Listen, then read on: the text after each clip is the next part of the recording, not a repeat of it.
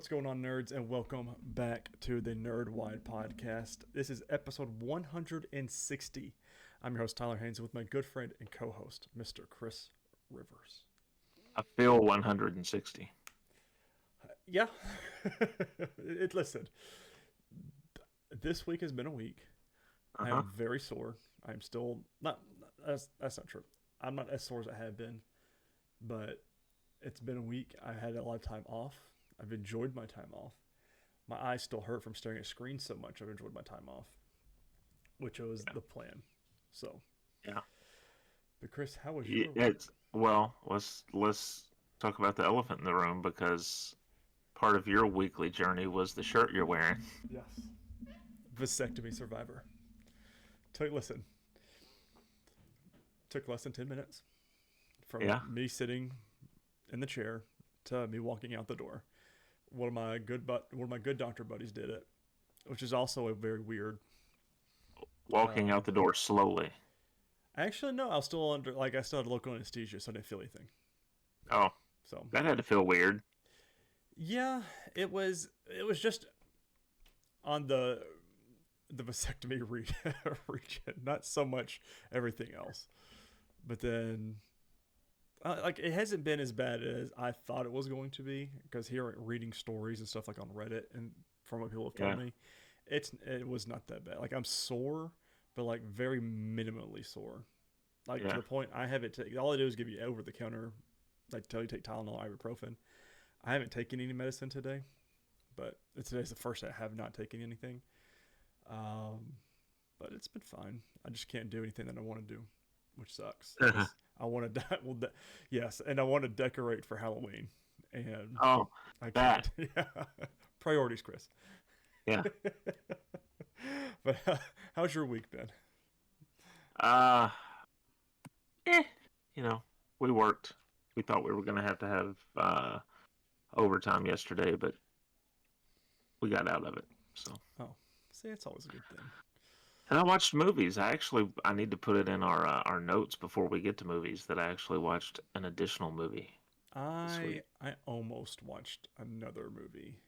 You thought about it? Well, yeah, there were some. God, what was it?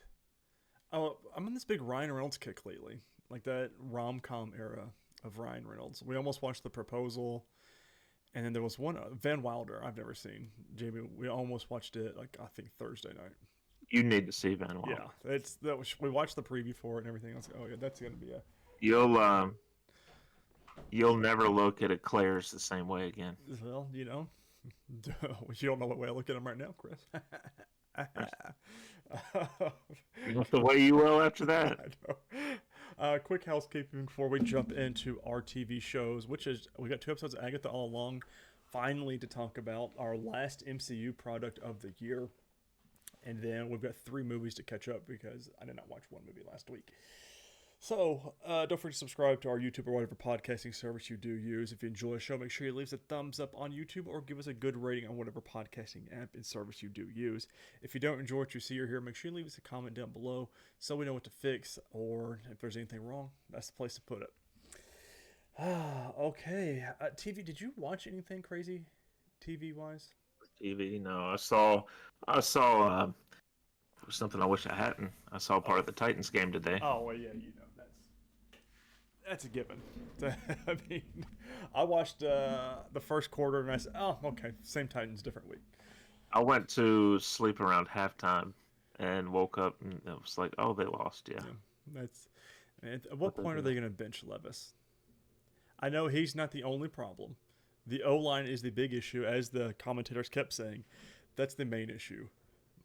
And it's mainly... You got no one to not throw that ball. Yeah. Just sometimes tuck it and take the sack. But it's a frustrating thing. I know that your shows aren't on right now. Well, Big Brother is. Oh, it is? Oh, I watched the Emmys last weekend after we signed off. Yeah? How'd that very, go? Very good.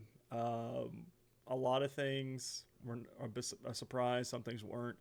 The host, from Schitt's Creek, the father and son, That's gonna be. Oh, Eugene and Dan Levy. They were phenomenal. Like I want them to host it every year. Their timing was great together. Their bits that they did were great. I think, and a lot of people say the same thing. They should do more. But a lot of good winners, a lot of good, a lot of reunions that they're there.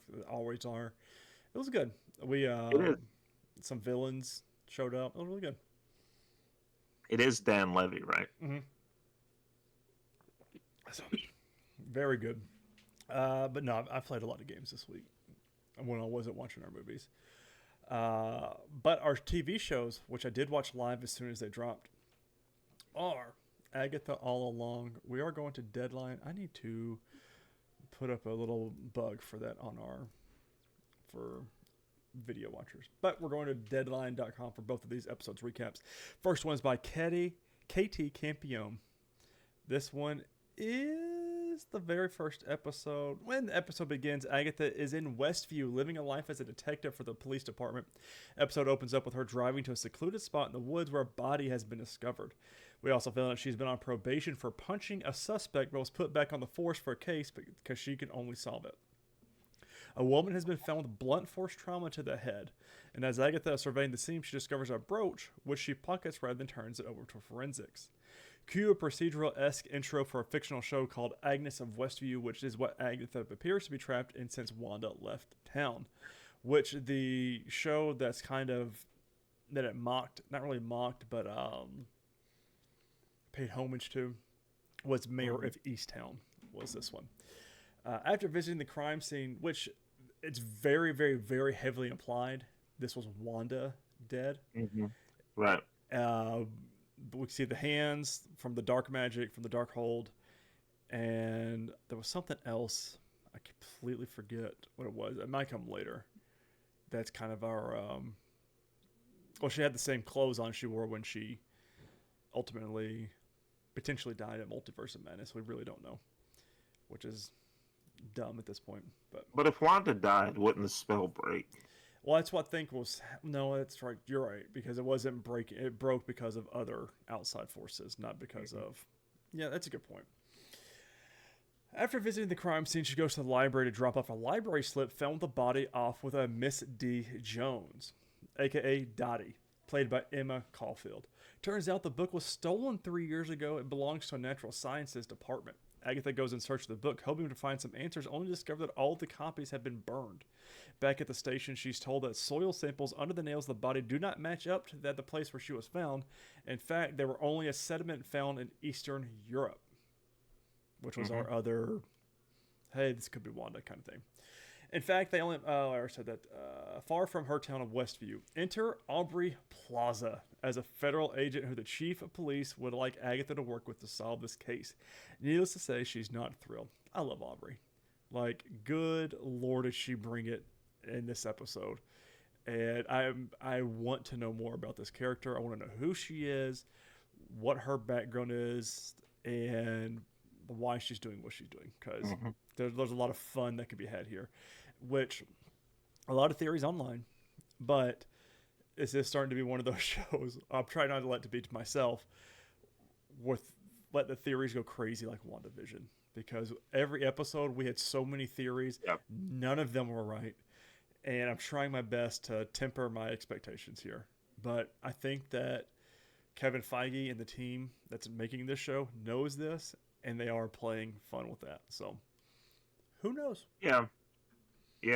It's there also seems to be, over these 2 episodes, there's definitely more of a history with Aubrey's character and Catherine Hahn's Agatha, to the point that there almost seems to be an attraction there. Yes. Or at least there used to be a relationship of some sort. And there's a lot of what happened here kind of scenario. There's a lot of lines that later in the episode, there's a little fight scene. There were a lot of lines they had there. And I was like, oh, this has happened before. And they're just doing this just to have fun kind of thing. They're not actually going to kill each other. Yeah, but there's these looks that they exchange where it's like, okay, there's something more here. Some heat. Love it. After a tense and eerie interaction, Agatha goes to a pawn shop to get the brooch inspected, dating it back to the 1700s. Which this article doesn't really go into it. We see the toe tag read off Wanda Maximoff on the bottom of it, and then it says Agatha's name on top of that, and then there's a bunch of names blanks, which is for the library. Yes, it's for the library checkout. Mm-hmm. And which there are a lot of blanks there, and a lot of people are also theorizing who else has had the Darkhold, because that's where it's going down. Well, maybe one Stephen Strange checked it out at some point. So there's a lot of who knows, a lot of characters that could potentially be filled in. I don't know. Let's see. During the inspection, she discovers the brooch is actually a locket, and inside is a small chunk of hair. I'm very concerned about that one too, because this comes up later in episode 2. Later that night, Agatha is studying the name of the book that was stolen from the library, titled Dialogue and Rhetoric, Known History of Learning and Debate. As she begins to uncover that the title forms the acronym Darkhold, she's cut off by the chief of police, urging her to go home for the night. Awesome. What a nice little niche way to do that. Shortly after arriving home, a knock at the door reveals Aubrey Plaza's agent Rio Vidal is there to spitball about the case. Or at least that's what Agatha thinks, but when she says she has a lead in the case, Vidal says she's there for something else. Regardless, Agatha explains that a car crash in Eastview might lead them to the suspects. As she's pondering, Vidal begins to interrogate her, asking, "Do you remember why you hate me? And are you hiding evidence?" Before that can be sorted out, Agatha hears a noise upstairs and discovers a burglar in her home. Did you notice, though, that Aubrey did not even move or when the noise was happening? So I was like, oh, something's going on in Agatha's head here. But no, Aubrey didn't even move or act like nothing happened. So I was like, something else going on. Yep. She runs after the burglar, chasing him through the streets of Westview before she finally catches him after he's hit by Agatha's neighbor played by Deborah Jo Rupp. Who is that mysterious burglar? Joe Locke's teen. At first, she gets nowhere when she tries to interrogate him, but finally he tells her he's come in search of the road. She tells him, "I was on a road this morning. It led to something pretty awful." This makes her think he could have something to do with the murder she's investigating, but he insists he was in bed asleep at the time the suspected occurred. When she slams photos of the body on the table, aggressively trying to jog his memory, they suddenly turn into photos of a flower bed. When she looks back to the two-way mirror where Vidal had been, it's turned into a painting, and then the teen is reciting an incantation. So she throws him in a jail cell for the night. Oh, this is when this happens. Instead of going home, Agatha goes to the morgue to ease her mind about the photos and remind herself there is still a dead body. When she approaches the body lying on the table in the morgue, a new library slip appears in lieu of a body tag. Red hair falls out of the top of it, and on the body tag reveals the name, W. Maximoff.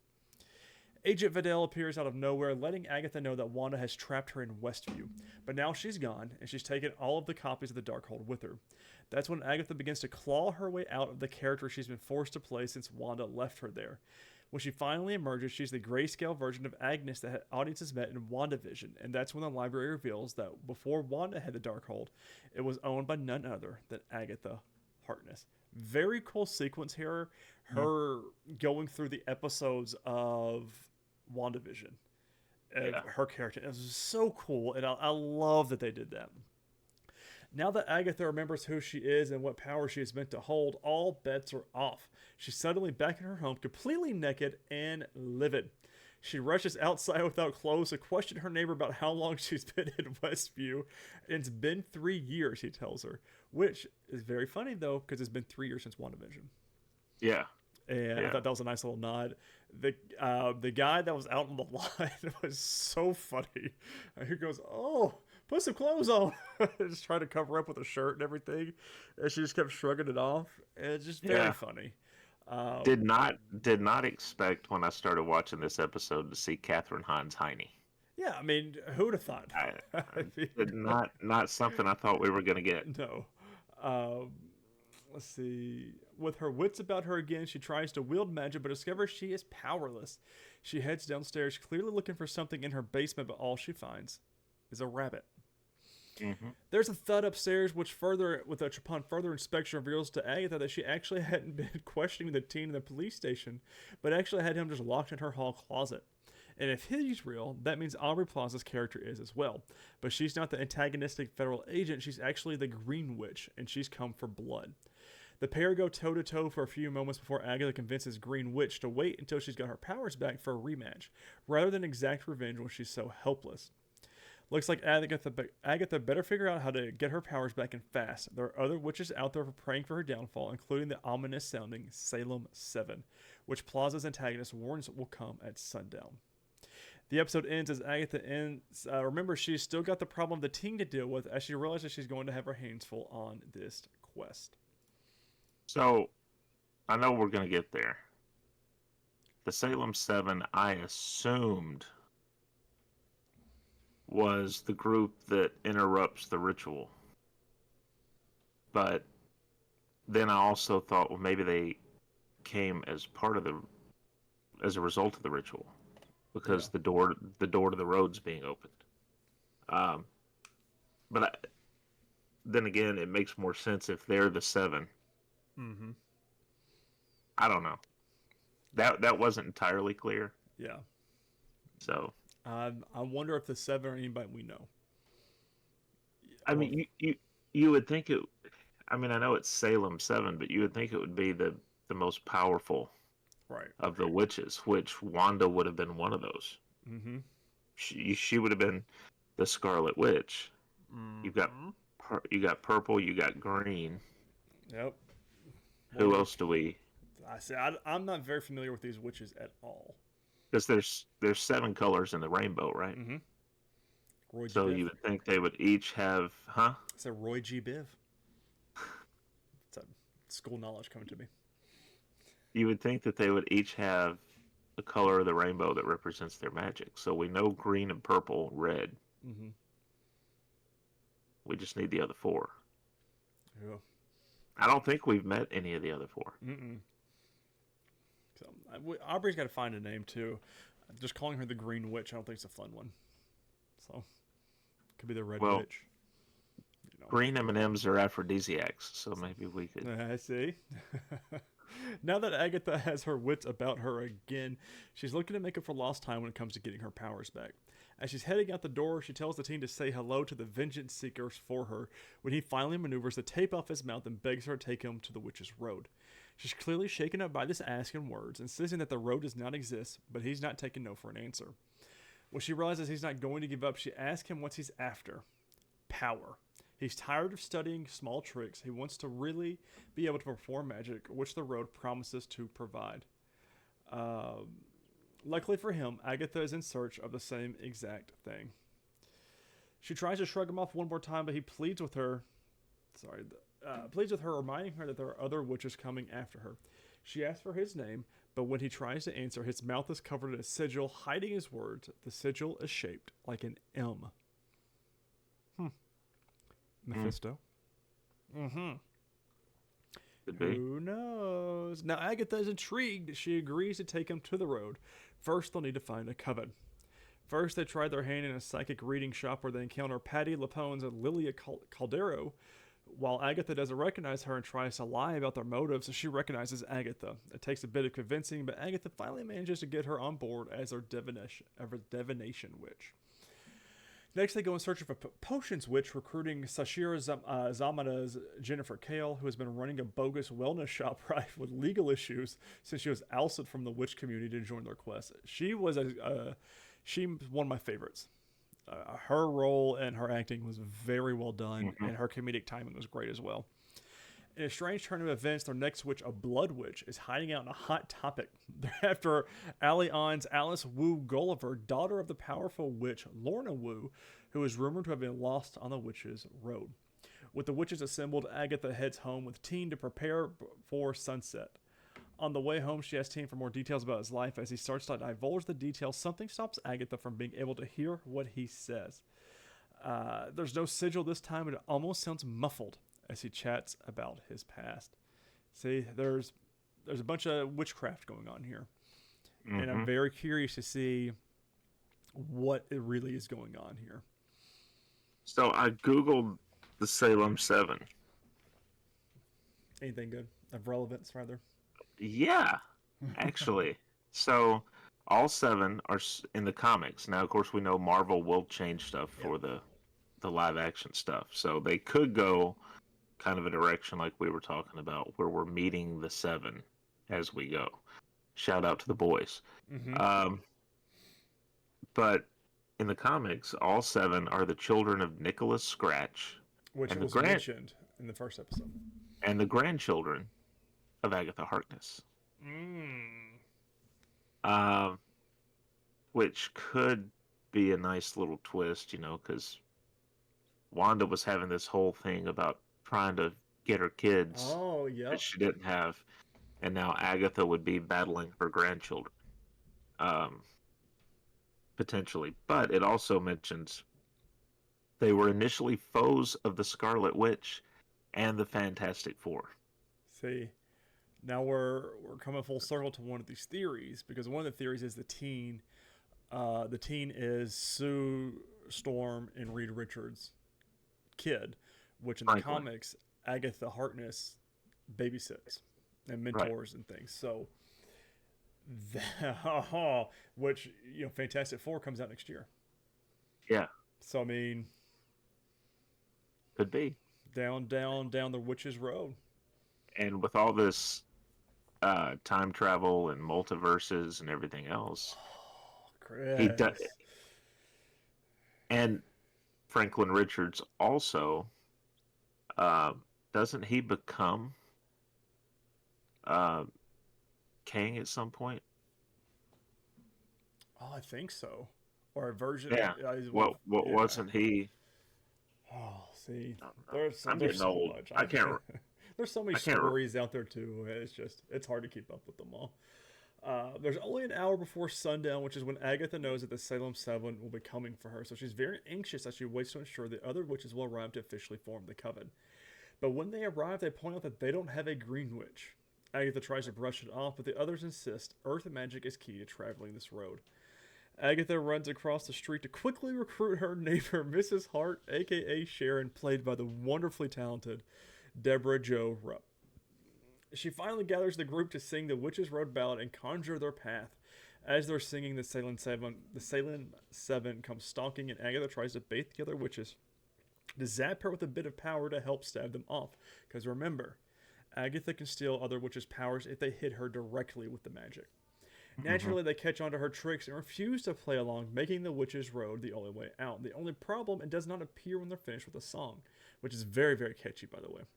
Yeah. But after some bickering, as they're about beginning to doubt the road exists at all, a pair of doors appear below them just in the nick of time, and they're able to escape the clutches of the Salem 7. Mm-hmm. Yep. Yeah, the song is extremely catchy. In fact, they could probably put that out and have a hit with it. I wonder if it's on Spotify. I'm sure it is. Everything makes its way there at some point, right? Or Apple Music or something. Or, yeah, somewhere. But yeah, that was one of my favorite parts of the first 2 episodes, is where they're singing. Now, Deborah Jo Rupp's character, she is going to be. I wouldn't be surprised to find out she's the leader of the Salem 7. I would not be surprised either. Because she's acting like she doesn't know what's going on. Mm-hmm. And, like, she got pulled into this because Agatha just needed someone to pretend to be the Green Witch. But you would think the other witches would be able to tell if she wasn't a witch. Right. And so she must have something going on. Well, wouldn't it be something if we had WandaVision, we had Agatha all along, next door neighbor doing this? Wouldn't it be another nice little coincidence? Hey, there's also another neighbor who's also doing this as well. Well, it would make sense because Wanda trapped all these people in this Westview town. She put them there for a reason. Mm-hmm. So I wonder if the neighbor that Agatha runs over to when she's all naked is he could be a powerful wizard, right, or warlock, and not know it. Mm-hmm. I mean, these all could be people that were there to help Wanda as well, to keep Agatha in check Could and be. viewed because she's too powerful kind of scenario. So I mean, there's a lot of theories that could go on here, and it's one of those. I'm finally okay. Echo, I was excited to watch week to week, Yeah. but there was something about this, the magic and these theories that we just have no idea what's going to happen. And especially with this story, you just have no idea how it's going to end. We're dealing with a character that's not, I mean, as far as the comics go, and people before WandaVision, people didn't really care about. And we're going down a path or a witch's road here that no one really knows what can happen at this point. And it's with Catherine Hahn and Aubrey Plaza. I mean, we're in for a trip, and I am so excited for Wednesdays now because I just can't wait to watch it. Yeah, it was one of those things where it got to the end of episode 2, and I was like, I kind of wish they dropped it all at once so I could just see it. I know, but MC knows what they're doing. I mean, Disney. This is one of their things that they know. Star Wars, they've got their own thing going on. Some say it's not that good. Some say it's not that bad, but Agatha All Along is great, and I cannot wait to see what happens. Like it's gonna be fun, regardless. Yeah. So. All right, and that's it for our shows. Unbelievable. I know, easy peasy. I want more. I'm telling you, I love maybe it. Maybe now that we're getting one drop the rest of these weeks with Agatha, we can work in Penguin, which I've heard is phenomenal. Are they doing a? Do we know if they're doing weekly? I don't know. And aren't we supposed to get another season of Goosebumps this year? Oh, I don't know. I haven't heard anything else about it. I know they were doing a season 2 because they said. Yeah, and it was going to be completely like not attached. I think it was going to have one character. Yeah. That carried over or something. Oh yeah, so it is a 8-episode season, but only one episode a week. Okay. Oh yeah, let's go ahead and write that in. I think that's safe to go ahead and do. So next week we'll have 3 episodes to talk about of TV and then 2 movies. This ends November 10th. Is the last week for Penguin. Oh, so we might have to play around with that. I don't know when we'll get it, but 2 weeks ago, first images of Goosebumps season 2, Disney Plus revealed. Apparently, David Schwimmer's involved.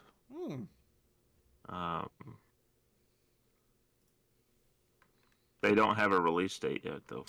That probably means it'll be next year then. Probably. We've got. If they didn't put it like their upfronts or anything like that, we're not gonna like their D23 day that they do. Then they won't get it this year. So, which is fine because it means we'll have it next year. But Agatha All Along ends the week of Halloween, and they're dropping 2 episodes again. So that just makes me really excited. Yeah. So I can't wait for more of this show. So.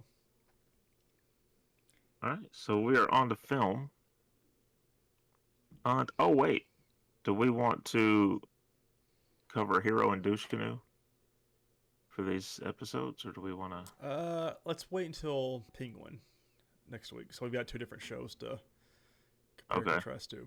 Would we really have one for? I don't know that we would have a Douche Canoe per se. Yeah, Hero. But, I don't know if we'd have a hero either. No, it's just kind of setting everything up. Yeah. Right? Or just waking up. Pun intended. Yep, that's it. So, did you watch any other movies this week? No, I wanted to watch The Proposal, but just didn't get around. Didn't work out this week though. So I watched Leprechaun Returns, and I watched this. I'd actually forgotten it existed. It came out in 2018. Oh, that's recent. And on Letterboxd, they have the collections. If you look at your all-time stats, it'll show you what films you've seen. All the films in that franchise or trilogy for. Oh, that's pretty cool. And if you haven't completed it, it'll show you the series that aren't completed, and then you can click on them and see which ones you still need to watch. So I had Leprechaun completed because I'd watched Origins, which is an experience I'd rather forget. uh, and then they took it off my completed, and I looked, and they'd replaced Origins with Returns. Oh. Returns was made for the Sci-Fi Channel 2018, and they kind of did with Leprechaun Returns what they did with Halloween 2018. They erased all the other Leprechaun sequels and made this a direct follow-up to the original film. And they bring back, technically they bring back two characters. Let me see. They wanted Jennifer Aniston for this. I want Jennifer in every movie. Every movie. I'll finish that sentence. They wanted her for this, but she didn't come back. They only needed her for the voice. Oh. So they were able to get another actress to, mimic her voice. But they did bring back Mark Holton, who played Ozzy in the first one. He returns in this. And does a really good job as normal. He's been in a ton of stuff. But they tie it to the first one also by our main protagonist is the daughter of Jennifer Aniston's character from the original. And so all these events start to happen at the same house that they happened in the first one and all this. So it's worth a watch. I gave it 3.5 stars. And then I went back and looked at what I gave the rest of the movies in the series, and I gave the first and third ones 3 stars, and everything else was lower than that. So apparently I feel like this is the best of the movies. Well, just how it works, isn't it? Yeah, Warwick Davis does not come back for this as the Leprechaun. They actually cast Lyndon Porco as the Leprechaun. Warwick Davis had said something about when his kid turned 18, he might start doing horror movies again. But I guess he wants him to be able to watch his work. And, I mean, that makes sense. Yeah. So, but, yeah. Good movie. Check it out. That's another franchise you haven't. Yeah, I need to go down that road as well. There's some very funny movies, and then there's some that's just like, okay, like you got Leprechaun in the Hood, Leprechaun Back to the Hood. I've heard about Leprechaun in the Hood. Leprechaun in Space. See, I mean, you just same thing with Freddy or Jason. Jason. Yeah. I mean, why not? All right. So the first film we're going to talk about that we both watched, we finally both watched, is The Last House on the Left. Now, it's written and directed by Wes Craven, produced by Sean S. Cunningham, who was the director of Friday the 13th.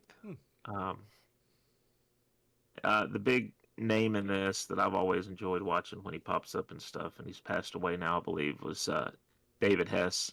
He also did the music for it. So there's that. Came out August 30th, 1972. Had a budget of $90,000. I don't think you can even get a film off the ground for $90,000. No. Well, back then, that was a lot of money. Probably could, but at a box office of $2.2 million. I'm starting to see like a pattern here with a lot of these older horror movies, like just becoming huge hits. Now this one, back then, I don't so much see it, but we'll get there. Back then, people still went to the movies. True. Because it wasn't super expensive, and you didn't have to pay $25,000 for a cup of popcorn and a drink. It drives me absolutely nuts. The tickets aren't that bad. No, the tickets are fine. Like, I'm even okay with them increasing the ticket prices to keep up with the economy and stuff like that. But you know this, when we go to the movies, I like to get a small candy and like a small diet, preferably Diet Coke, but Regal only does Pepsi products. And it comes out to like $30, $40 just for those two things. I'm like, I don't understand. Where's the disconnect here? Right. But that there needs to Like, be a restructuring of how movie theaters operate because like don't they don't get the money from the films. So I don't get it. don't you dare try and bring in a little bag of candy from outside. 'Cause- Well, the one we go to, I doubt it'd be an issue because we could easily hide it and no one will notice. But right. the drinks are what get me because I'm a big, some would say hoarder, I say collector. I love those popcorn bins, especially from the MCU movies. I've got them all up in the Yeah. bonus room of everyone we go to, and I mean, do I have one in here? I thought I did, but I guess I don't. But I mean, I love those bins, and at $50, $60, and you had it. Yeah, well, I got the one from Deadpool and Wolverine, right? Yeah. And that one with the little collector cup too was like, yeah, it was like 30, $35. So yeah, it's just Something. and It's like, non-refillable. yeah, it's not like you could eat it all and then go back and Right. give me more. Mm. Um, all right, so let's get to the plot of Last House on the Left. Now they did a remake this. I saw the remake once and then I just never watched it again. I keep going back to this one if I want to see. 2007 or 2009, I think is when that came out. Yeah, it might have been 9, right? Uh, Mary Collingwood plans to attend a concert with her friend Phyllis Stone for her 17th birthday. Her parents, Estelle and John, express their concern about her friendship with Phyllis, but let her go and give her a peace symbol necklace. Phyllis and Mary head into the city, and on the way, they hear a news report of a recent prison escape involving criminals Krug Stillo, a sadistic rapist and serial killer, his heroin addicted son, Junior, Sadie, a promiscuous psychopath and sadist, and Fred Weasel Podolsky, a child molester, peeping Tom, and murderer. So, You've got just about everything you need there. average people. Right? Before the concert, Mary and Phyllis encounter Junior while trying to buy marijuana. He leads them to an apartment where they're trapped by the criminals. Phyllis tries to escape and reason with them, but she fails and is trying to think of better terms to use than this, but it's just she's gang raped. Yeah. I mean, she Meanwhile, is by all three of them, four of them. yeah. Meanwhile, Mary's unsuspecting parents prepare a surprise party for her. Brutal. The next morning, Mary and Phyllis are bound, gagged, and put in the trunk of Krug's car, and transported to the woods. Mary recognizes the road as near her home. Phyllis is forced to urinate in her jeans, and Mary and Phyllis are forced to perform sexual acts on each other. Phyllis distracts the kidnappers to give Mary an opportunity to escape, but is chased by Sadie and Weasel.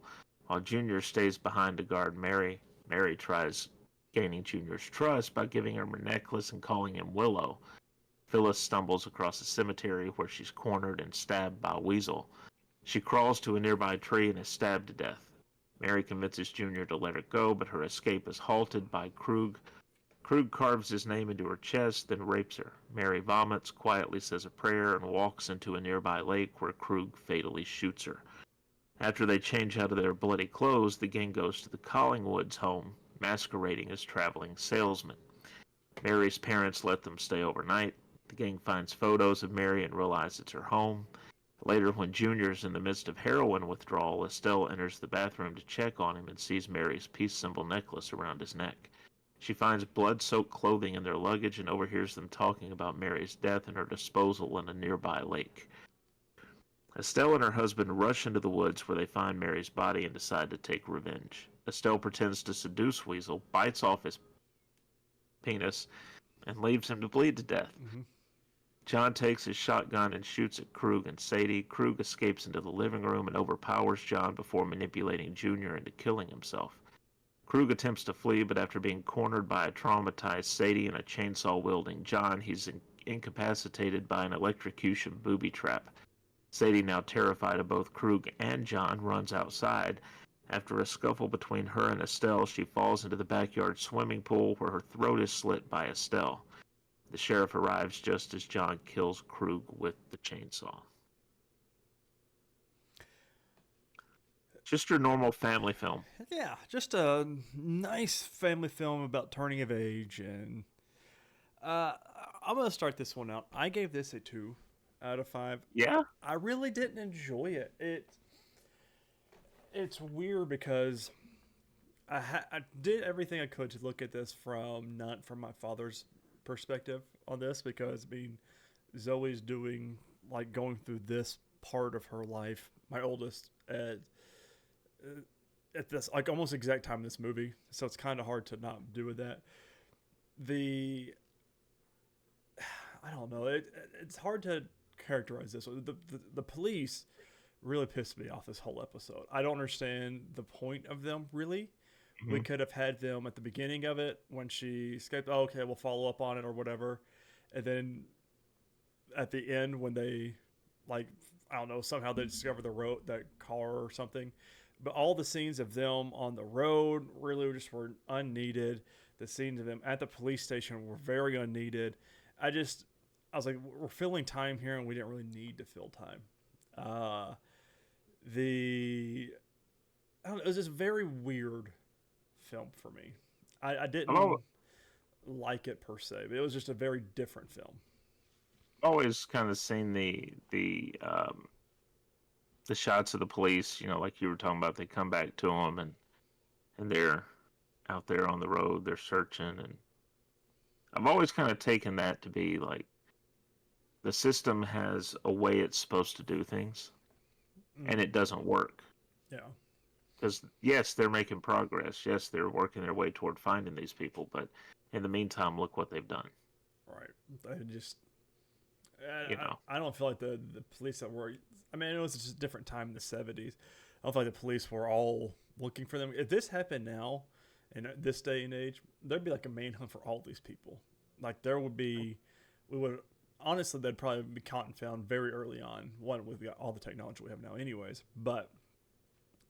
there wouldn't just be a rookie cop and an older guy just searching for these people. Right. But I mean, the death scenes were really cool. The girls dying was a little hard to watch, but which they didn't really show. I watched the uncut version of it, and they didn't really show a lot. But it was a little rough, and then they did get everything they deserved at the end. But yeah. Yeah, that's one good thing about these sorts of movies, right? Is that karma's gonna come back. Yeah. So, I gave it 3.5 stars. This is one Jamie did not watch. Oh yeah, she did, because we were so busy all week, and she was having to take care of me anyways. That she didn't. Unbelievable. I know. I did everything I could not to move Thursday and Friday. From my spot in the bonus room, I did everything I could not to move. But, yeah. Now these other ones, though, also hot takes for those. So. Oh yeah. Okay, let me pull those up. So we go on Practical Magic first. Yes. Keep in mind, my wife is Delulu sometimes. Oh yeah. Mm-hmm. And I can say that because one, she doesn't listen to the podcast, and two, I'm at soundproofing in here. So, keep that in mind when I tell you her scores of these movies. All right, Practical Magic, 1998. Really great cast here, right? Sandra Bullock, Nicole Kidman, Diane Weiss, Stockard Channing, Aidan Quinn. So, this film came out in 98. Like I said, this was one of the ones that didn't quite get there. $75 million budget. God, I don't know where it went. The cast. Okay, fair enough. The cast. This is when Bullock and Kidman were first reaching that superstardom level, and box office though $68.3 million. So. Let's see. And apparently a sequel's in development. Is there really? I don't think Jamie knows that. I don't want her to know that. All right, so we'll run through it. This one, the other one was really just kind of, it's a very brutal film to talk about. Didn't want to linger too much on it. This one we'll do like we normally do. We'll probably stop and talk about some stuff along the way as we run through the plot. And listen, this is not a Halloween movie. This is a romance. No, yeah, it's got spooky elements to it with there's witches, with witches and zombies and ghosts and stuff like that. So, but it's primarily a romance. Yeah. In a small Massachusetts town, the Owens family had been regarded with suspicion for over 3 centuries due to their ancestor Maria Owens, who survived an attempted execution for witchcraft. Heartbroken when the father of her unborn child never returned to her, Maria cast a spell to prevent herself from ever falling in love again. The spell developed into a curse upon Maria's descendants, dooming any man an Owens woman loves. Which actually is true, but it also dooms anyone who loves them. Yeah. So, and I thought it was odd that because the way the film portrays it, she puts the spell on herself while she's pregnant. Yeah, very awkward. I'm like, well, wouldn't that prevent her from loving the child? Because the way they word it in the film is she never wants to love again. She never wants to feel that again. I'm like, wouldn't that? But wait. Yeah, it's, you know. In the present, Sally and Jillian Owens are taken in by their aunts Frances and Jet after both their parents succumb to the Owens curse. As children, Sally and Jillian are frequently ridiculed by the town's school children. After witnessing their aunts cast a love spell for a woman obsessed with her beloved, Sally casts a spell on herself to ensure she'll only fall in love with a man who possesses certain impossible traits, with the goal that she will never fall in love. Which she doesn't get that crazy with the traits. No, like, I mean, you could have done a lot different kind of traits. 2 different colored eyes. Rides a horse backwards or something. And then, whistles my favorite song. Yeah. And flips a pancake. You flip a pancake. Yeah. All stuff that anybody can do, besides the eyes.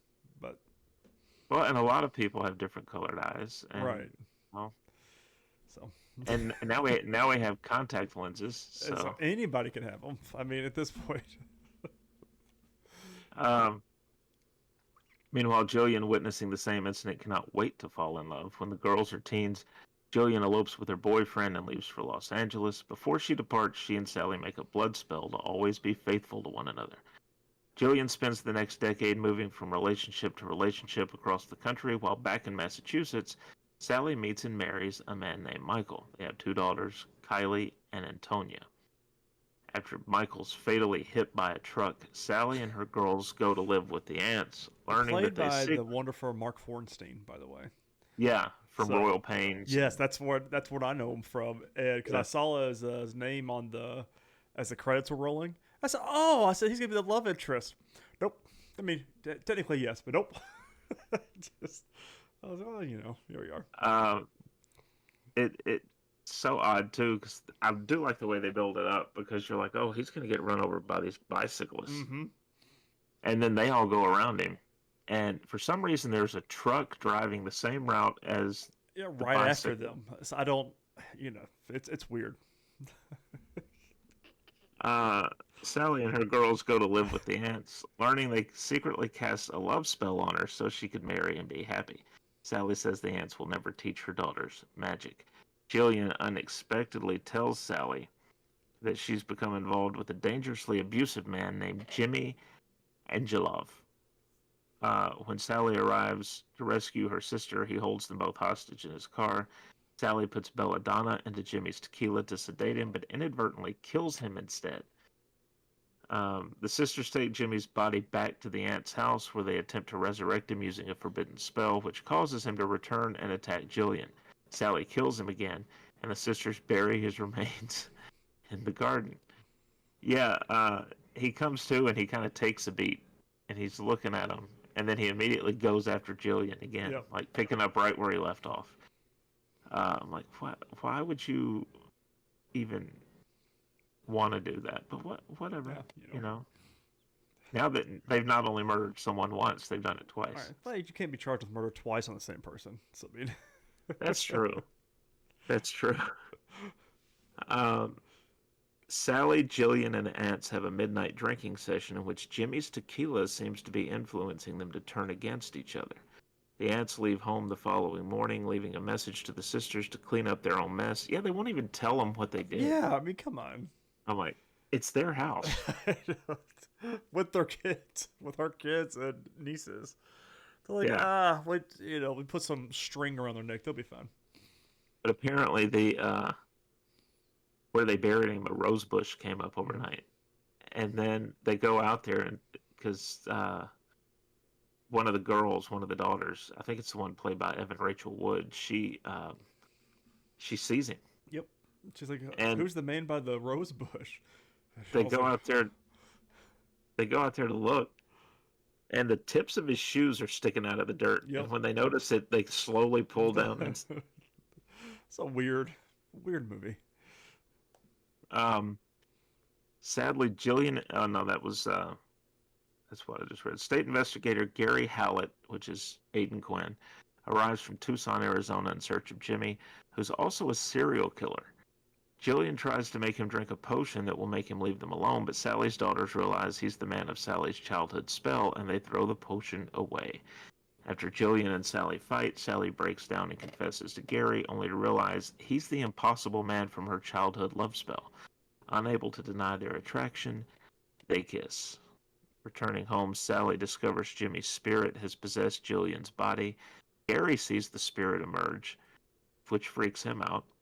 Mm-hmm. Jimmy tries possessing Gary, but is turned aside by his silver badge, which they don't fully explain. Like, is it because it's silver, or when she held it, she kind of ran her thumb over it? So did she put a spell on it? I understand this. Like, this was never explained.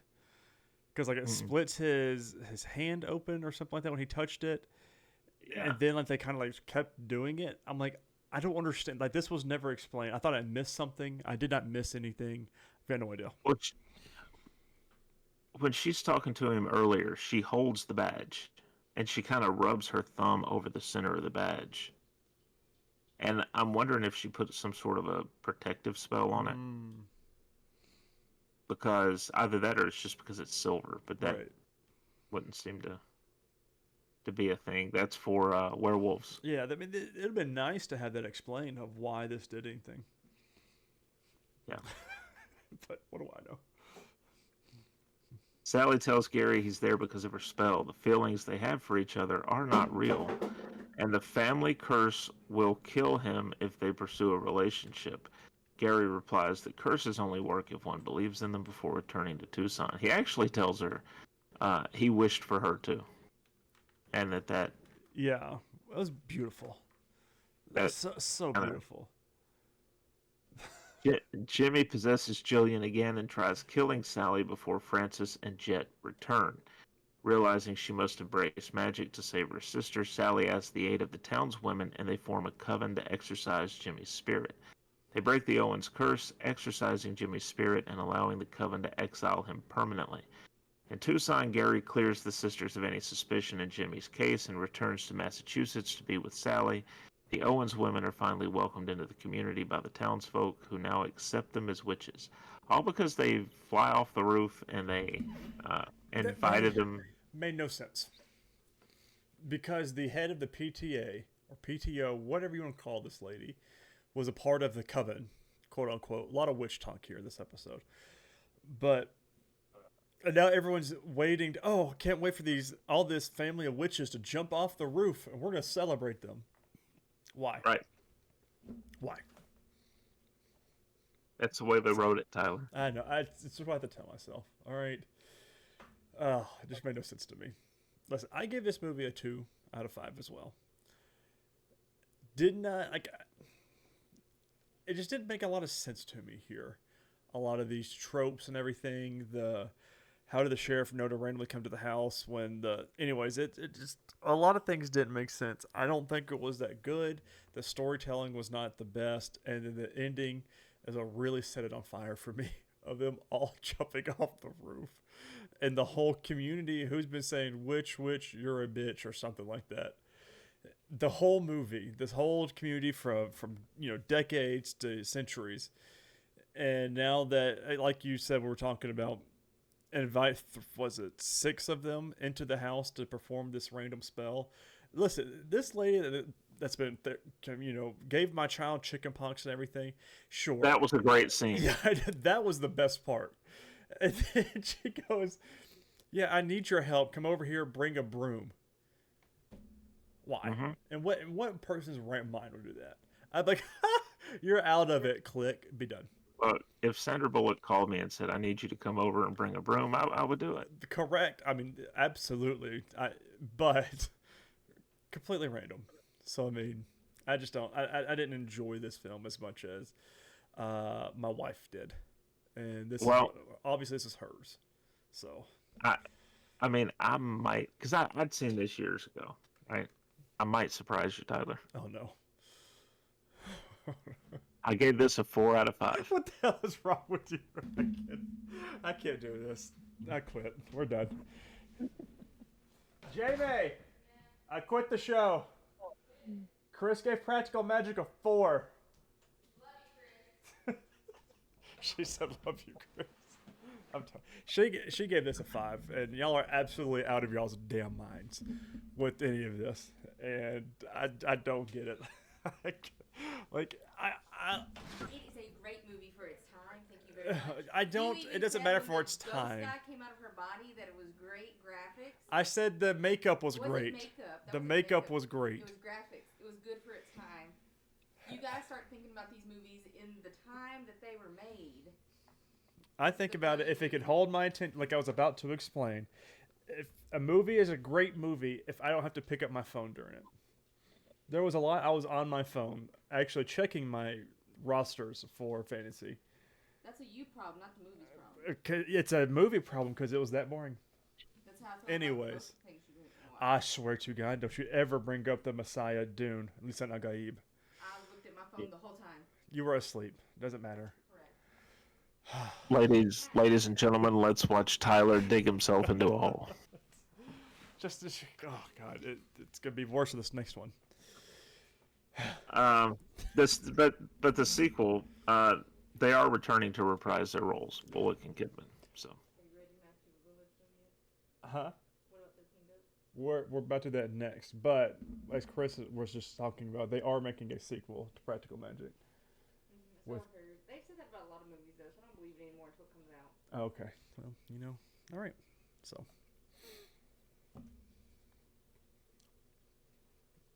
Did I get you in trouble, Tyler? no, I'll let you know when we get to that movie.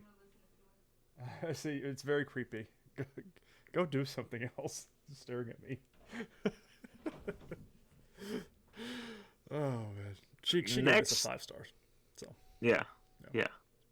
Well, next up, we have a different film that Tyler might enjoy talking about more. 13 Ghosts. Now, I've seen the original.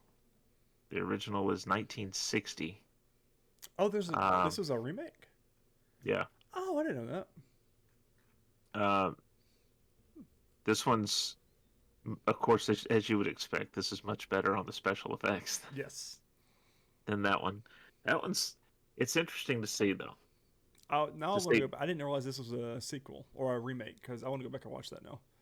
See what they had to work with as far as effects.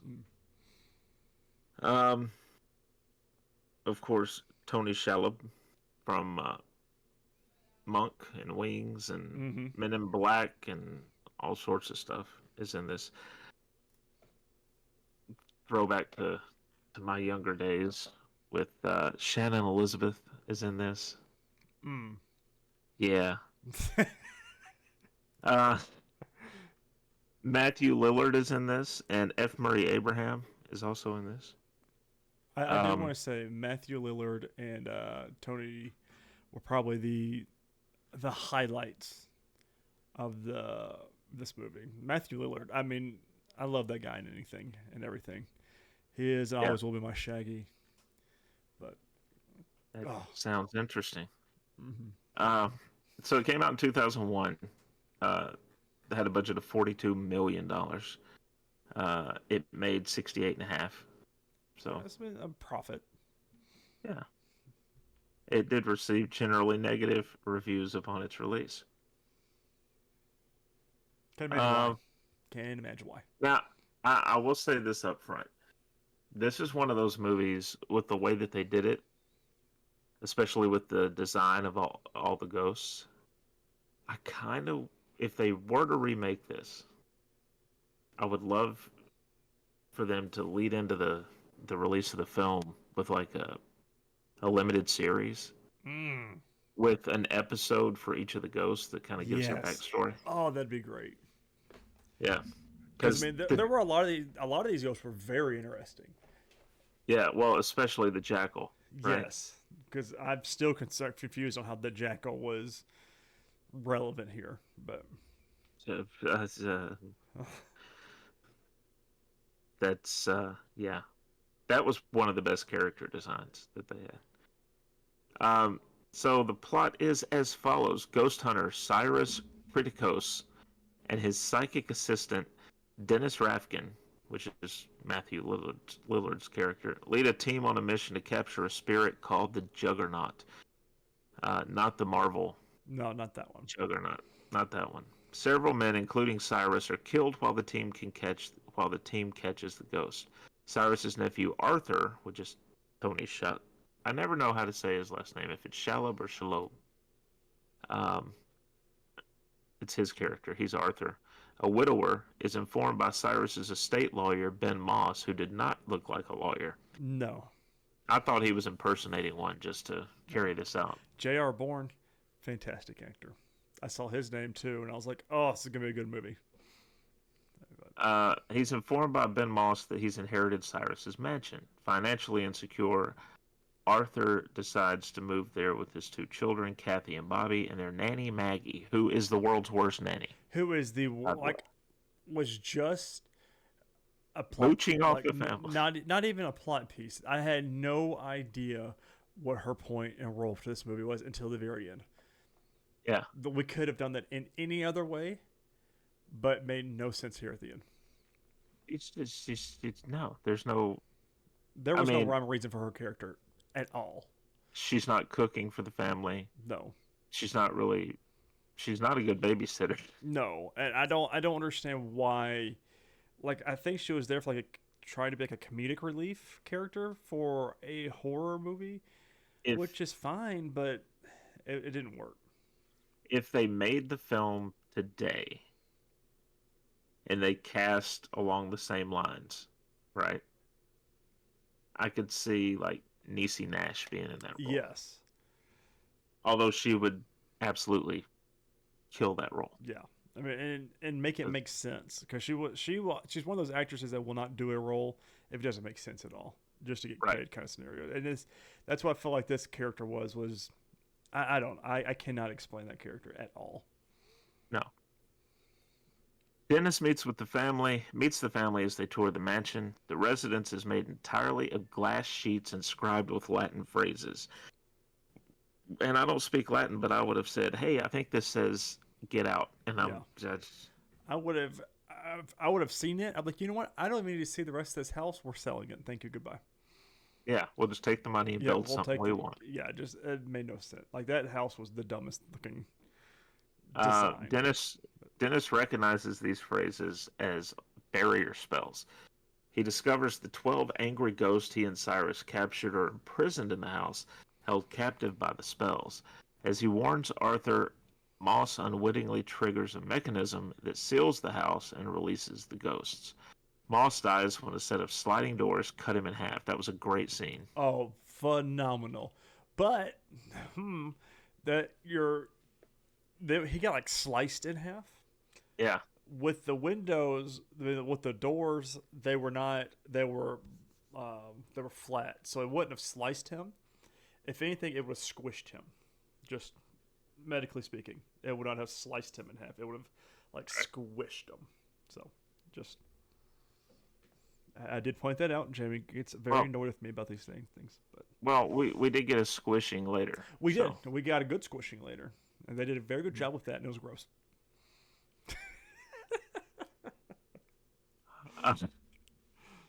Um, let's see.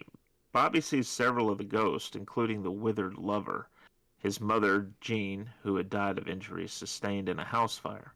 He's knocked unconscious and dragged away. I don't understand what classified her as the withered lover. I don't either. She and Arthur seem very happy. Yep. And yes, she died in a fire, but where's the withering part? Right. I don't It know. didn't make any sense to me either. Dennis uses a pair of spectral glasses that allow the wearer to see the supernatural realm to avoid the ghost.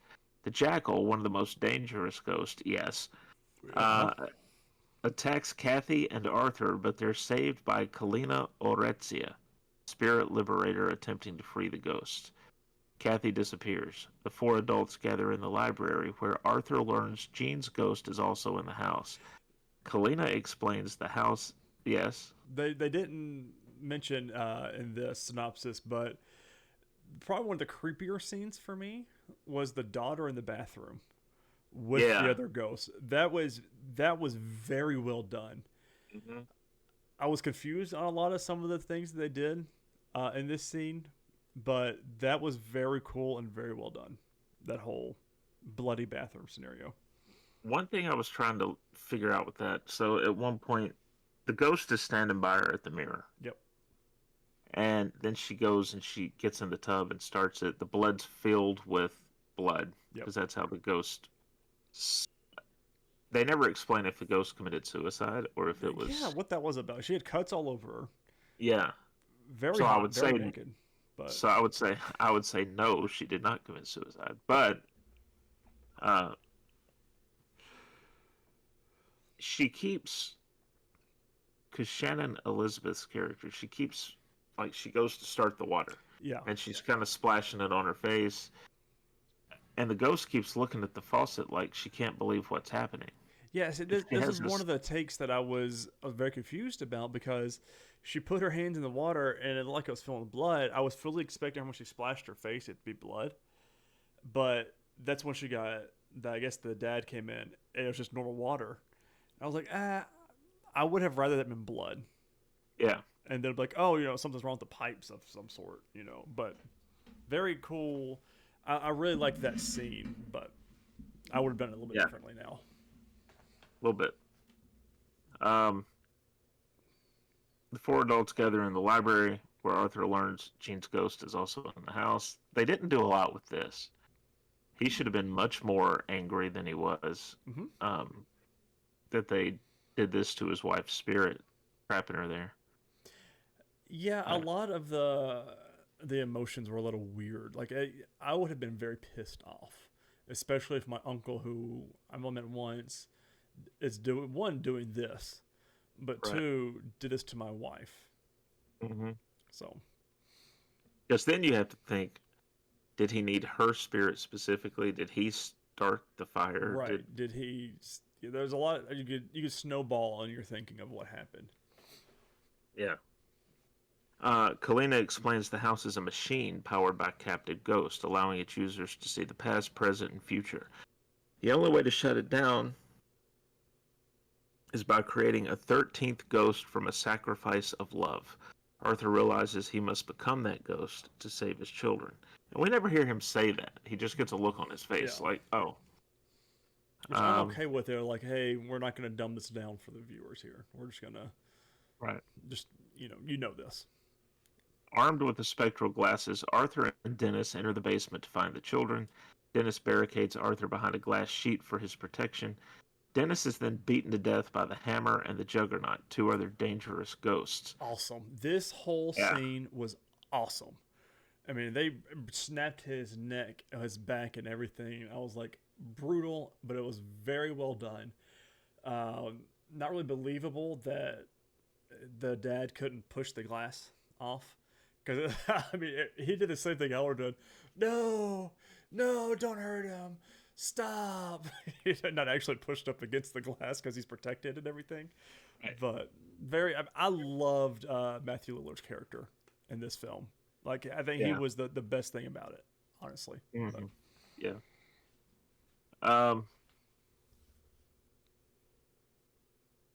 it's revealed Cyrus faked his death to lure Arthur to the house, which again would make me wonder if he had anything to do with my wife's death.